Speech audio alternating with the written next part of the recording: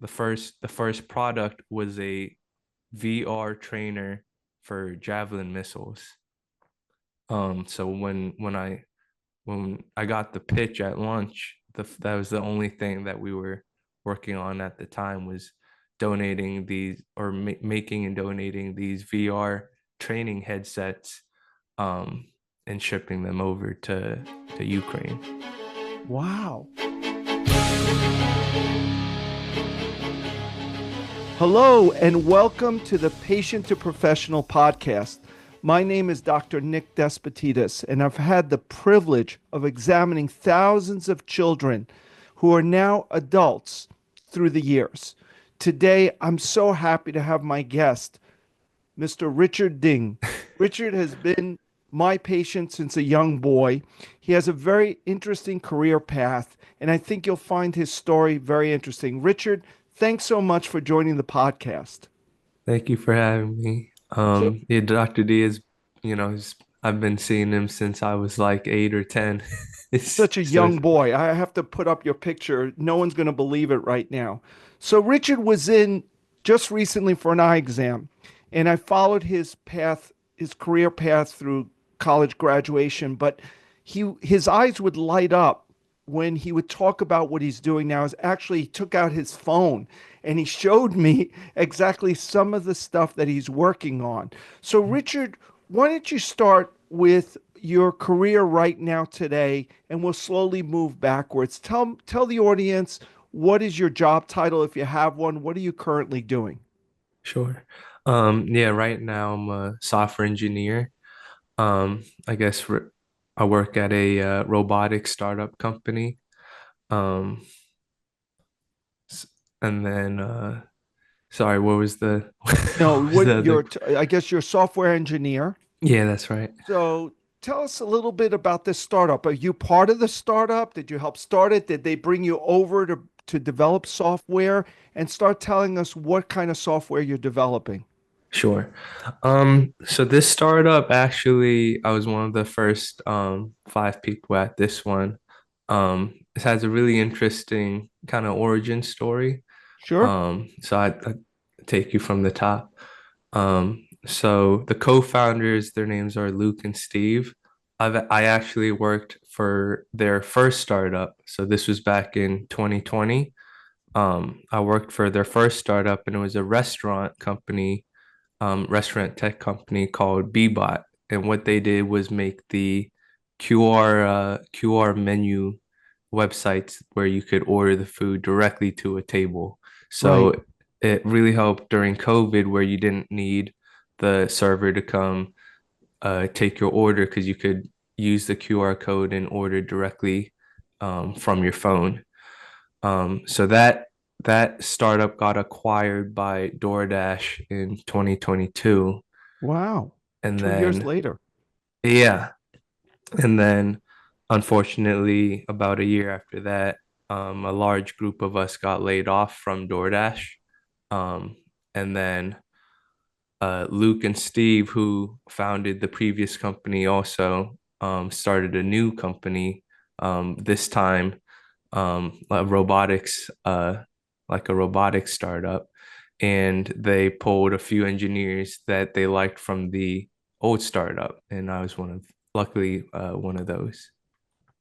So when you worked for Bbot and you created this QR code, like you said during COVID, I remember it was very popular. You used your phone, a menu would pop up, Right. you'd order it, and I guess you would pay for it, and a waiter or waitress would bring it over. Were Mm. you an integral part in developing that software for these investors or these creators? I didn't make the version one, but I did help with version two, which was like an updated UI, and I worked a little bit in the back end. So I wouldn't say that without me they wouldn't have made it, but I made a few features in there. Well, clearly they liked you because they sound very entrepreneurial. Yeah, they So definitely they are. get laid off or they move on after DoorDash, and I'm assuming they email you, text you, and say, Richard, we're starting something new, something exciting. Are you Yeah. interested? Is that how it played out? Pretty much. So the day that I got laid off, so the morning of, I still remember it. I woke up, I tried to check my email, my Slack, and I thought Google was having an off day because I couldn't log in to check my email. Oh And boy. then the the founder Luke, he texted me that same morning and said, "Oh, did you get laid off also?" So they they they laid off Luke, who was the one of the co-founders actually. Oh And my he said, goodness. yeah, and he said, "Hey, don't worry. Cooking something up. I would love to talk to you in about a month." And then in a month, he took me out to lunch and gave me the pitch. So, did you get a job in between?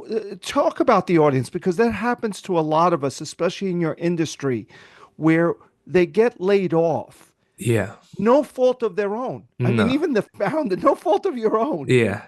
And uh, could you share honestly with the students, with the patients, how you felt that morning? I'm sure you were shocked, or did you feel it coming? No, we well, in the company sometimes you can like hear rumors and this and that. You never really know what's true and what's not.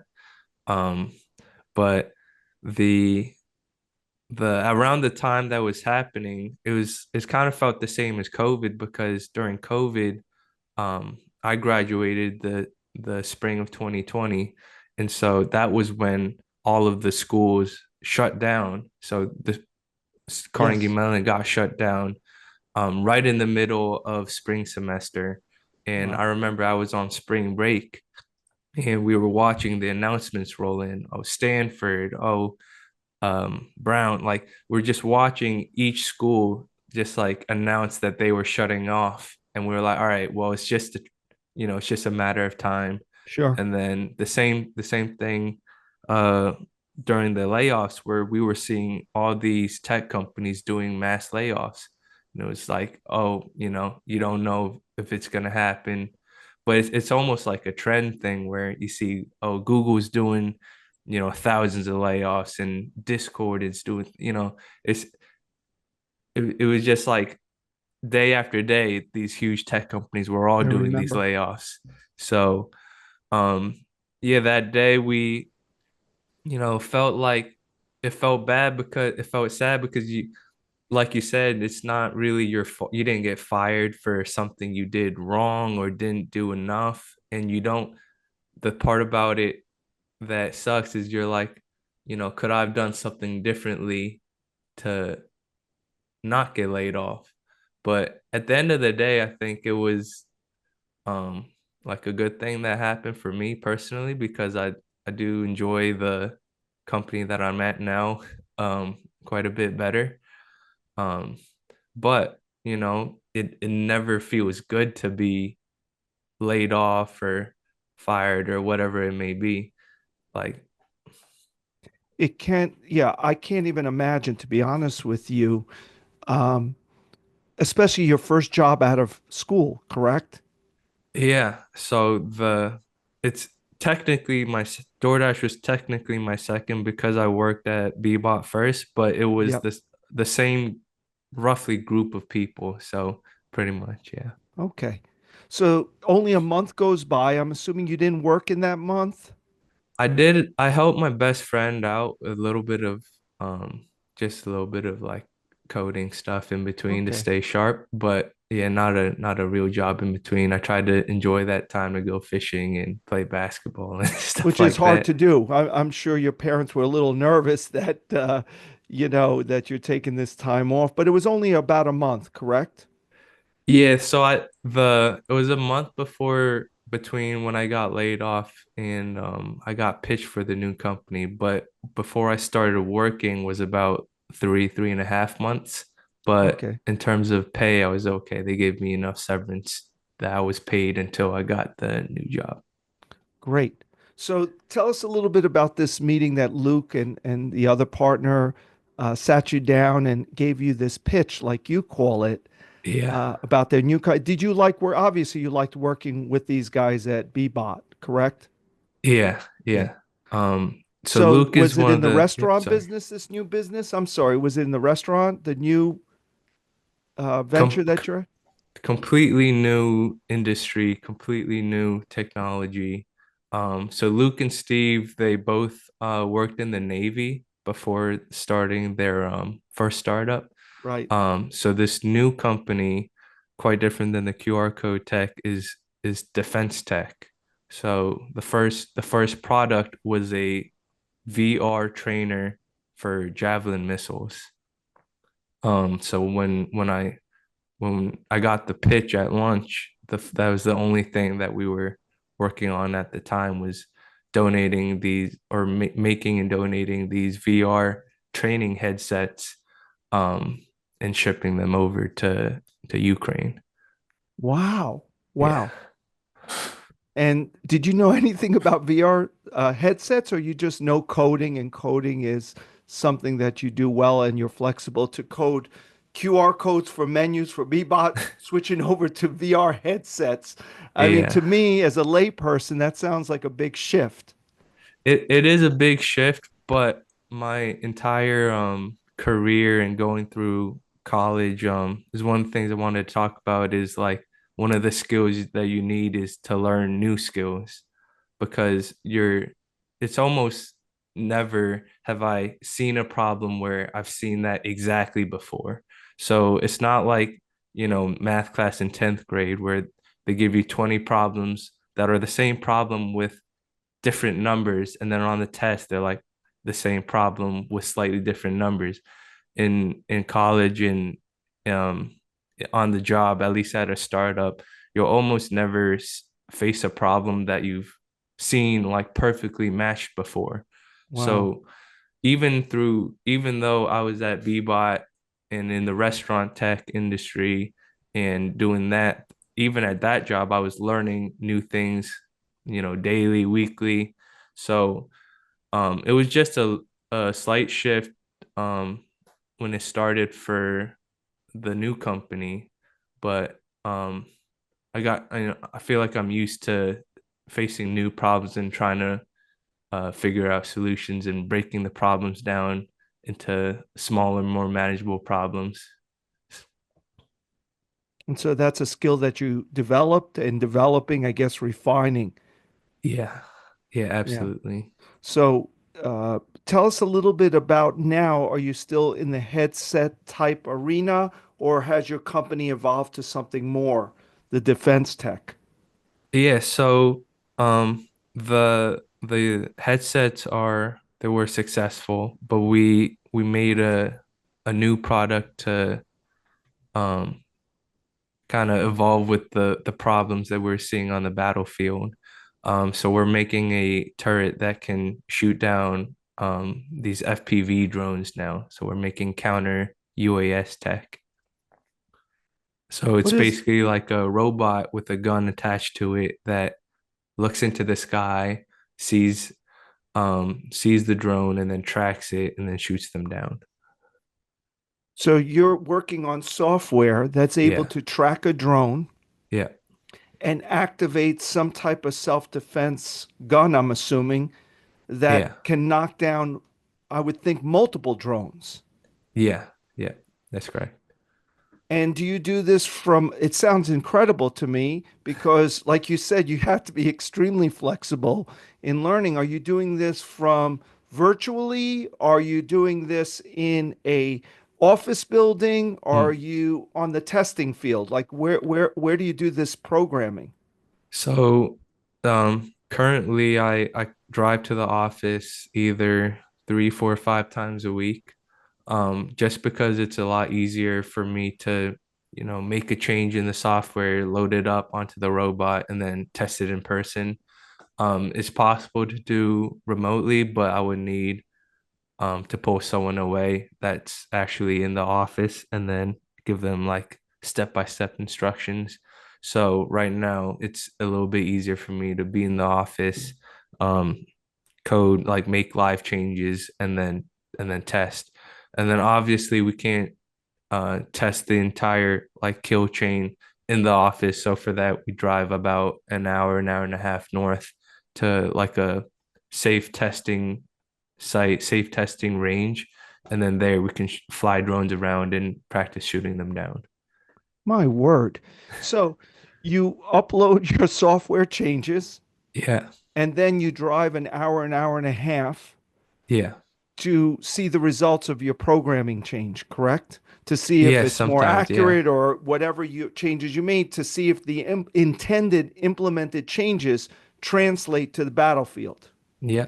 Yeah. So the obviously you try to test as much as you can without firing the weapon in the office, but then uh say the mechanical engineers need to know like the forces of when the gun one certain type of gun is firing versus another type, then we have to go out to the range for any sort of like live fire testing. And you're still one of five people right now in this company, or has it blossomed to a lot more?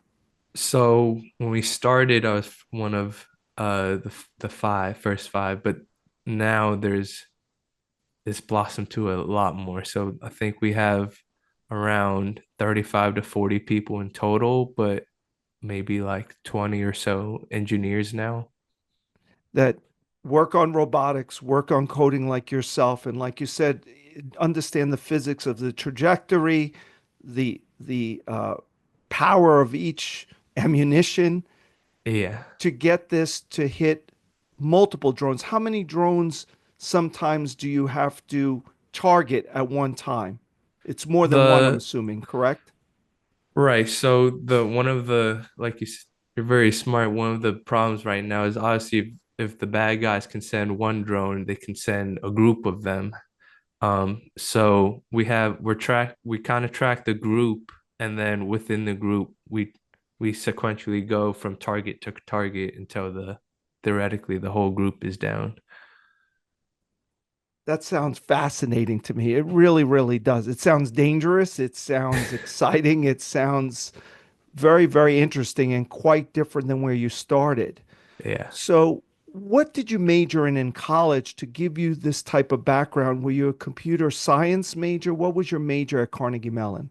Yeah, so I was an electrical and computer engineering major. And honestly that I don't think there could have been a major that suited this job better.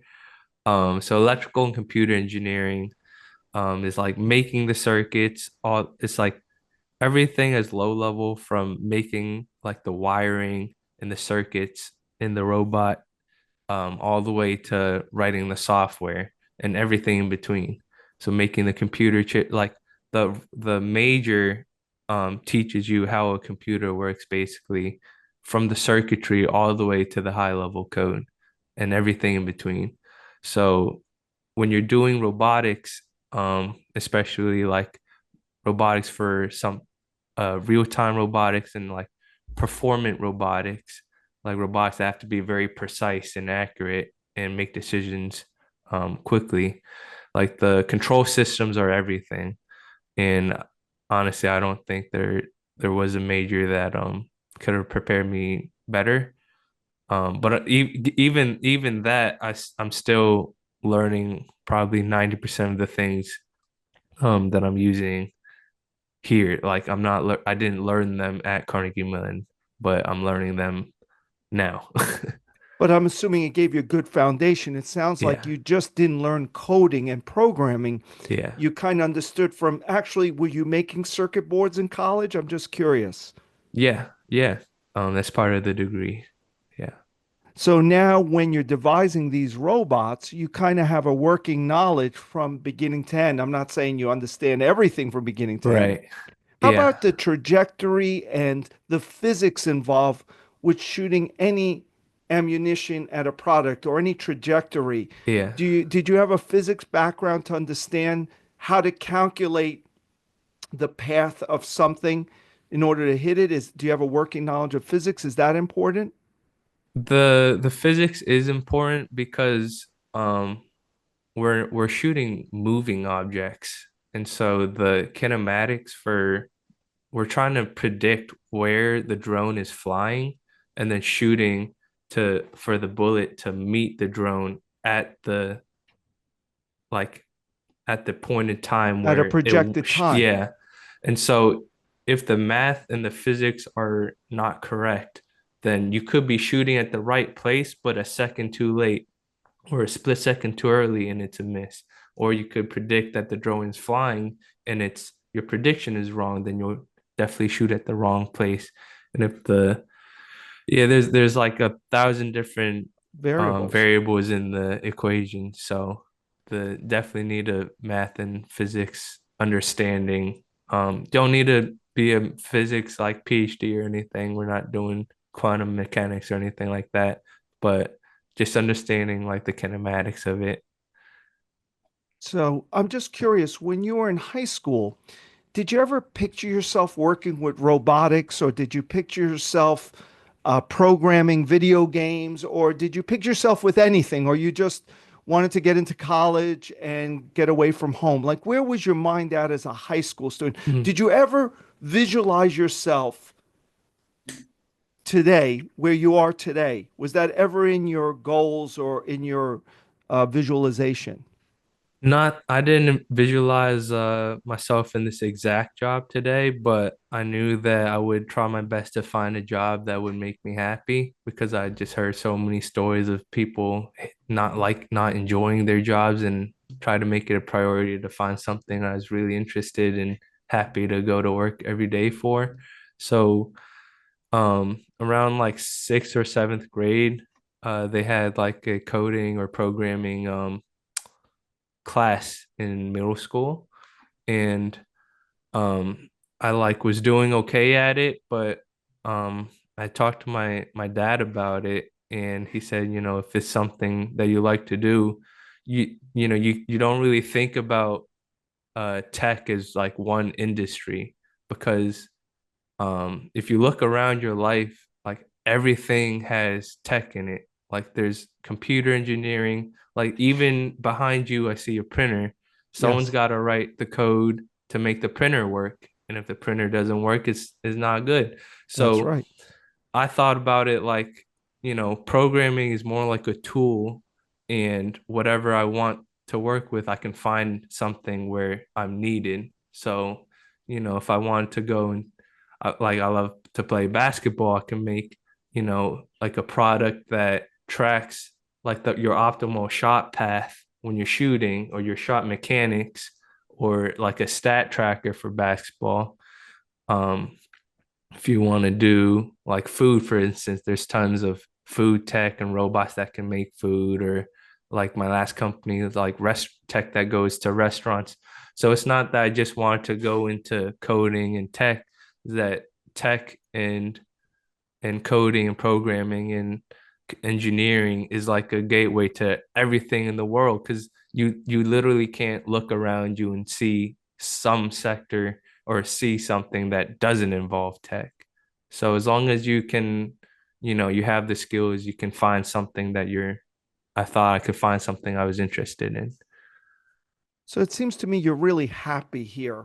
What makes you happy? Is it the startup doing something new? Is it every day figuring something out and seeing if it works or it doesn't work and then challenging yourself to figure something out? Is it the people around you?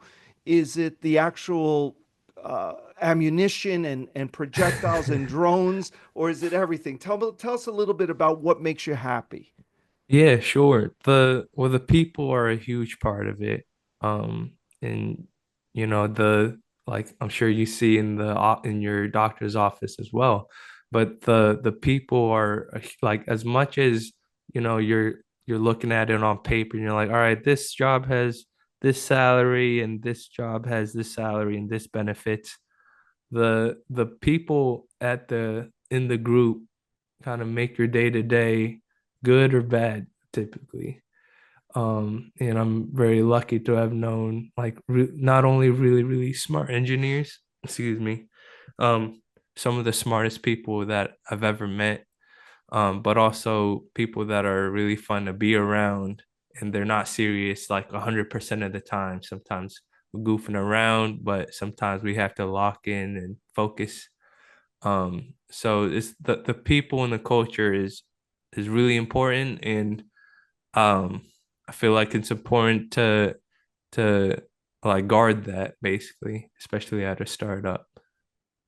So try it to. seems to me somehow when you were young, you wanted to be happy. It was more than just getting a job, it seems to me. Don't let me put words in your mouth. You wanted to be happy. You wanted to have some type of career or environment where you show up and you like the people you work around and you also like the project. Is Yeah. that accurate? Yeah. And I don't wanna seem out of touch because like obviously like priority is like you need to sustain yourself and get a job where you can, feed yourself and your family. But I figured that if possible, I would want a job where um, I love to do it and it would make life really amazing for me if I could like go in and not feel like I'm obligated to do something or be there for 8 hours or something like that. So I know I'm very lucky and great. I'm very grateful to have found this group and have a lot of fun solving the problems that we get to solve with the people that So, I get to solve them with. so how long is your day? Like you said, you go into about 4 days a week, sometimes more, sometimes less. What's your average day when you get into the office? What time do you get in? What time do you call it quits? I'm assuming it varies, but give me an idea of how long your days and weeks are. Yeah, it definitely varies. Can vary week to week, month to month, even day to day, depending on what we're doing. Right now we're kind of working up towards like a demo. So we're working pretty hard right now.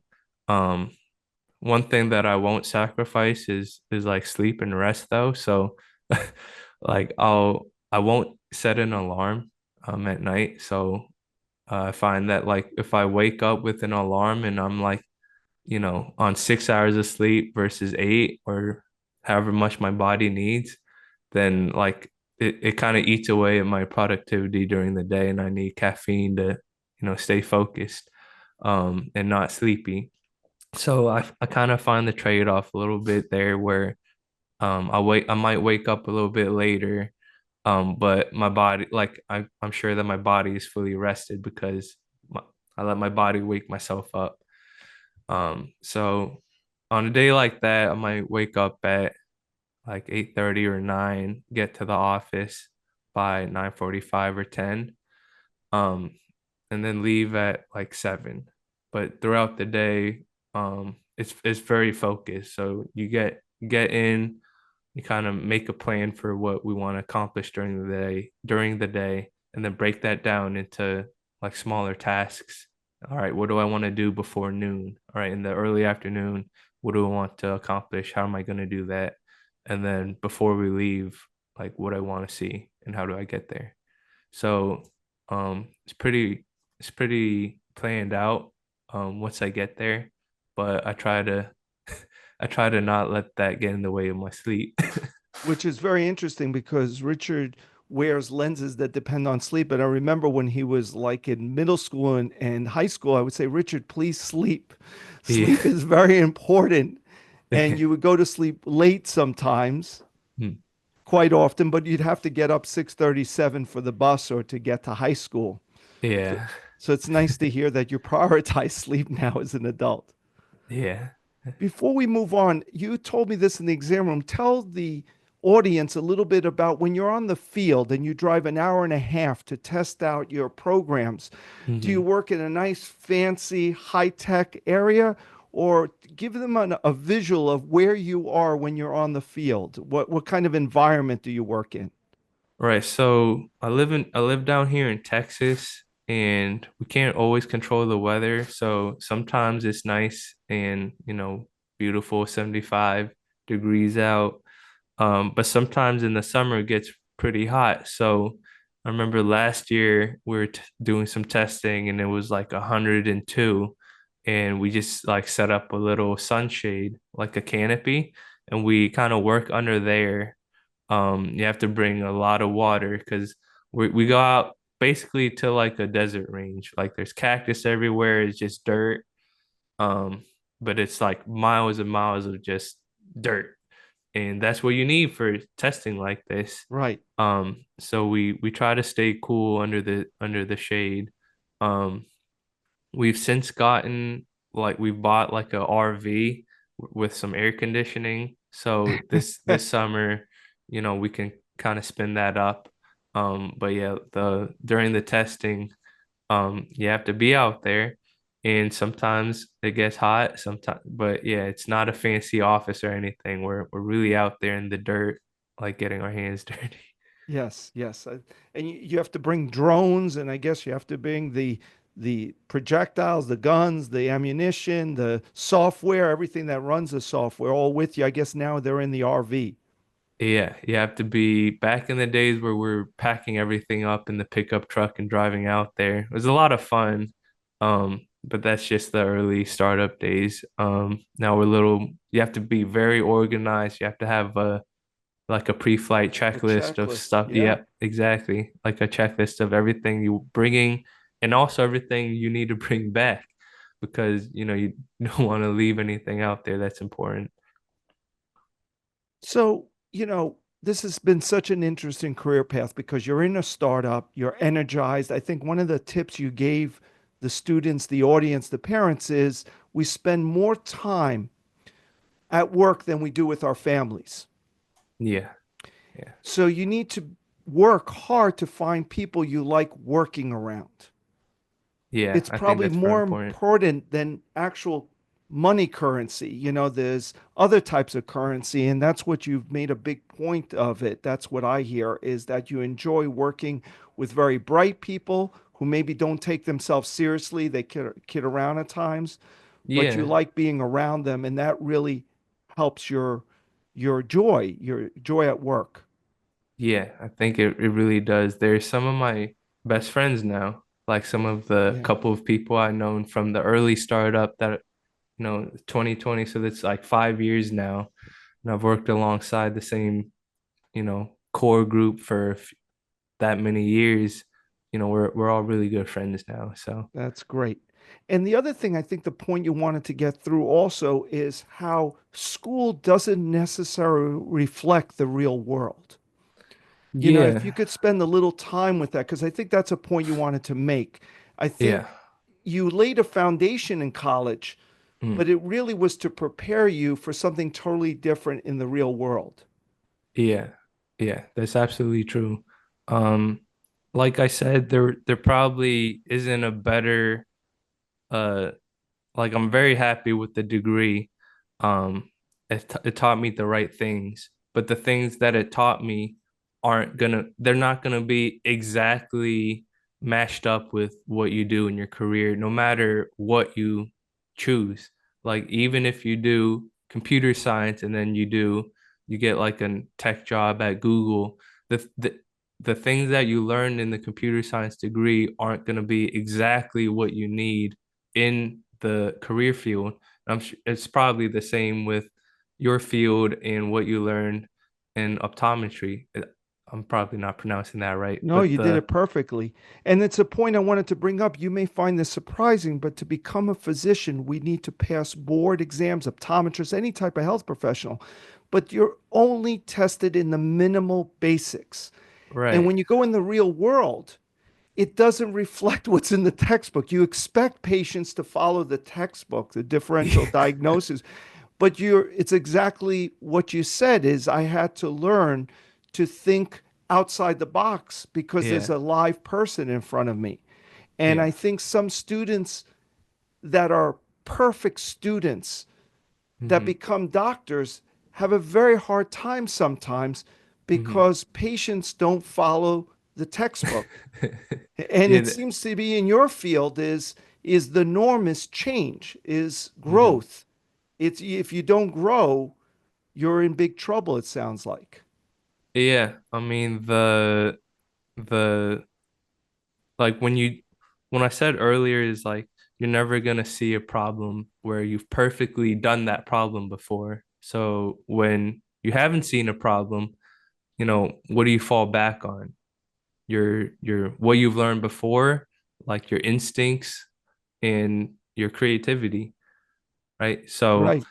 you build that up in college. I think you build up like your base understanding of how, things work And then you build on that so that when you see something new, you can understand at a high level what's going on, and then you can learn the deeper details after that.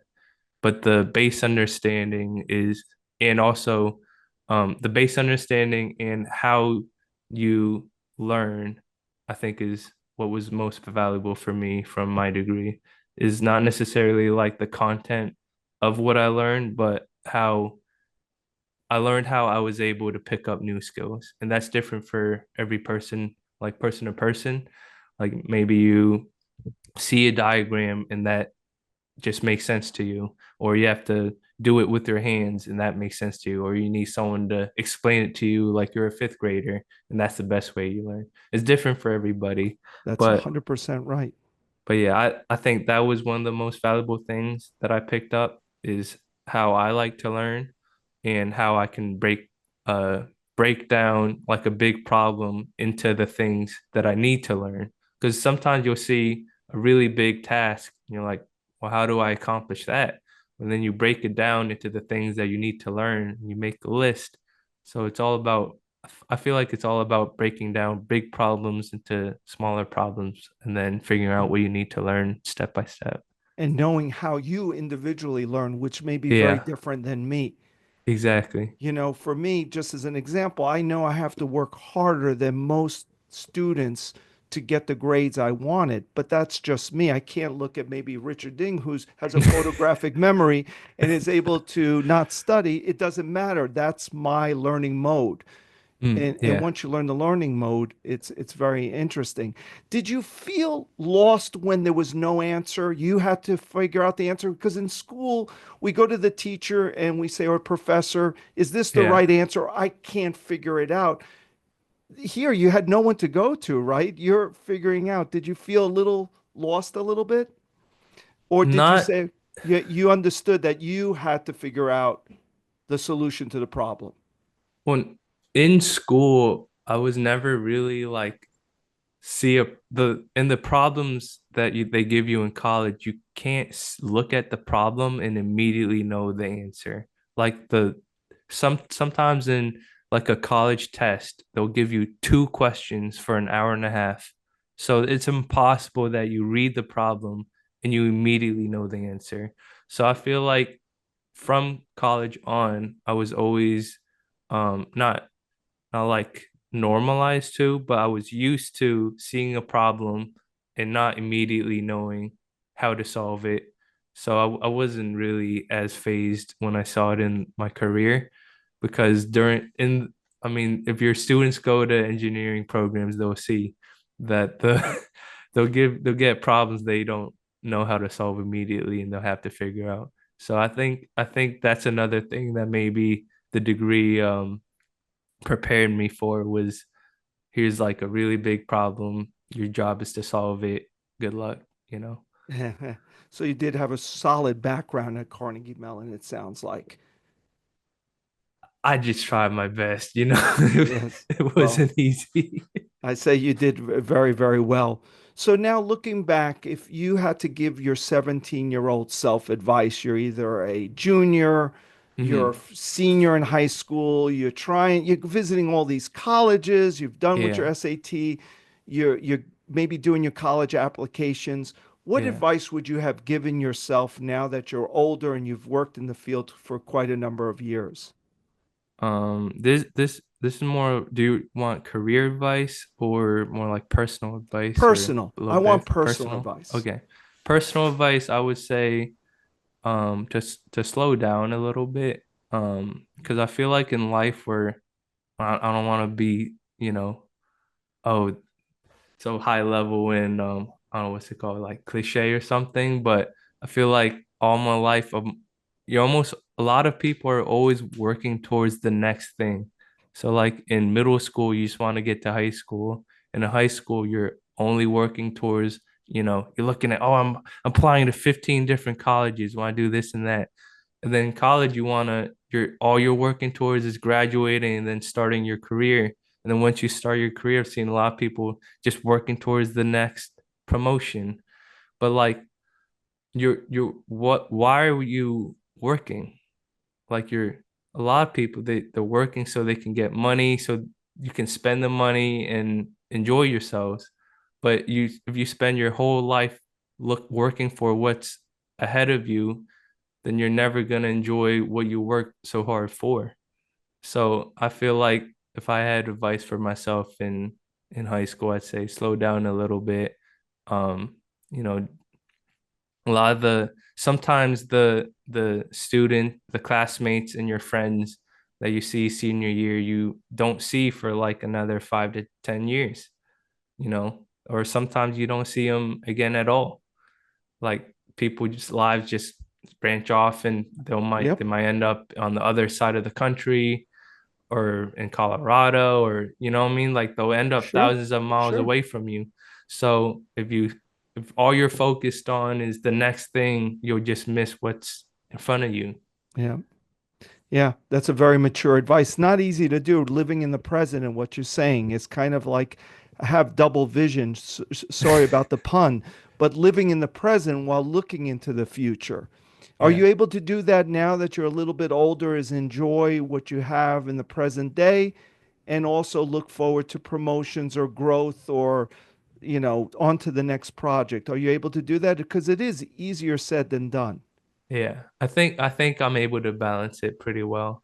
I try to have I put in recess every day. So I try to get Oh, my heart rate up, run around, whether it's basketball. I'm in like a adult hockey league. So every week I play a little bit of hockey for fun. But yeah, every day try to like preserve a little bit of time, personal time for something you love to do. And for me, I feel like I need recess. So like the hour of like running around and playing, whether it's like basketball or, soccer or football or That's a something. that's a very good point, is I always tell patients that they need to move. And one of the Yeah, challenges is as a society, we're more and more stationary, mm, sedentary, and you need to move. And it seems like you call it recess, which sounds like a lot of fun. Maybe that's the term I'm going to coin. I'm going to steal from you because I yeah, tell patients to take a walk. I tell patients to be physically active. But maybe if I call it recess, it brings them back to a time where they were looking forward to that break to go outside. exactly. Yeah. Yeah, I call it recess at work. I was like, oh yeah, I'm about to go home. Everyone want to play basketball, get recess. Wow. And do people join you? They say, no, thank you. I have a lot of work to do. Yeah, if people join me, we That's have a great. good group. That's great. And They're not we afraid. will do different things too. So like last week on Friday, we went rock climbing, we went Right. bouldering. That's pretty big down here. But it's like it doesn't have to be one thing over and like it I think we're a group that can have fun with most things that we do. It's just it's fun. Yeah. And it's great that you could work around people. I know a lot of computer scientists, computer engineers, they're afraid of getting in trouble. If there's always a deadline. And unfortunately, that's the real world out there. You've created your reality working for this company. But Yeah. for most people out there, if they go to recess, they're going to get laid off or their project's not going to get done. So everybody, like you said, is looking for the next promotion or the next day, the next project, the next deadline. And they Mm. don't make time for recess. They don't make time for themselves. And they get tired running on this hedonic treadmill, you know? Yeah. Yeah. You The get burnt recess, out. I call it recess because it's fun, but I do it, after dinner. It's not during like 3 to 4 p.m. Well, Richard, thanks so much. I think you gave the audience a lot of insight here. A startup, how it works, getting laid off, and Mm. how it feels to get laid off and getting back on your feet. You actually said, in hindsight, that was a really good learning lesson for you. Yeah, I think it was, and I wouldn't have the job. I don't think I would have had the job that I do now if I didn't get laid off. So And also, your vision of the future included being happy and not yeah, following in the steps of people who got jobs and then were not happy going into work every day. yeah, yeah. I think that's important. And it's clear that you enjoy going out in the field as well as being in the office and programming, coding, and problem solving. And like you said, chunking things down into smaller and smaller pieces that are solvable and resolving a much bigger problem. Yeah, yeah. I mean, you summed summed it up perfectly. Good. Anything you want to say before we sign off? Just thank you so much for having me and being an awesome eye doctor and friend, I guess, mentor. You know, 100%. Thank you're you. so wise. I learned from you. You know, you said you work around smart people and we become who we hang around with. And you're definitely extremely intelligent. I've known you since a little boy, like you said.